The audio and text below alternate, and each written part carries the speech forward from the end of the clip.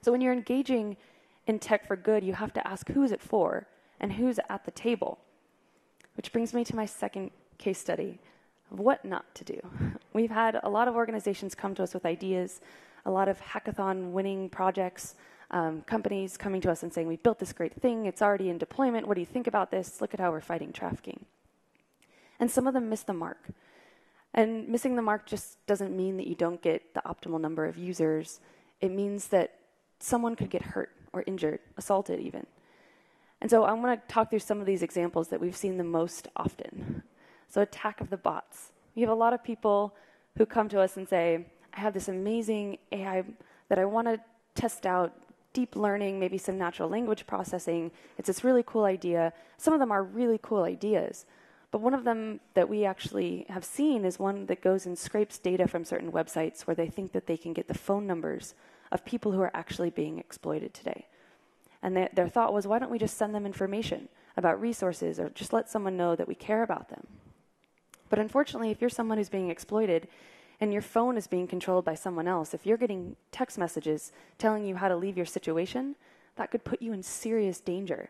And so any kind of metrics that they were getting from this product were things that we had to cringe. We kept saying, well, it doesn't matter if you're getting a 4% response rate. What's happening to the other 96% of the people that are getting these text messages, right? We also had people say, well, there's a big housing crisis, right? How do we help survivors connect with more housing? We'll set up like an Airbnb type platform.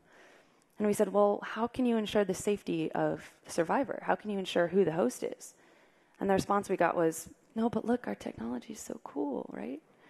So you have to think about safety, and we have to be sure that survivor voices are in these development processes. Let's build a resource page. I've seen so many websites that have a landing page called resources, or a mobile app that has a widget at the bottom that says, here's where you can go for resources. And our students actually call this having the book thrown at you, because that's what it feels like to receive a list of phone numbers that you have to go through when you're trying to get help. And the numbers are disconnected, the shelter's closed, the shelter's full, you don't meet the right requirements. It's a really traumatic process. So why don't we look at the whole ecosystem of people providing services and discover ways to make those referrals and to make those connections, optimize them. Let's talk about that user experience. That's something that we as technologists can do.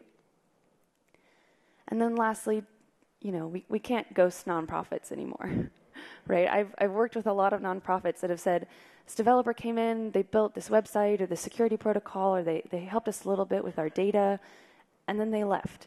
And they took all of their knowledge, and they took our passwords, and they took something called an SSH key. What's an SSH key, and how do I get it back? Right? So we have to make sure that we're making commitments if we're trying to engage and work in this space.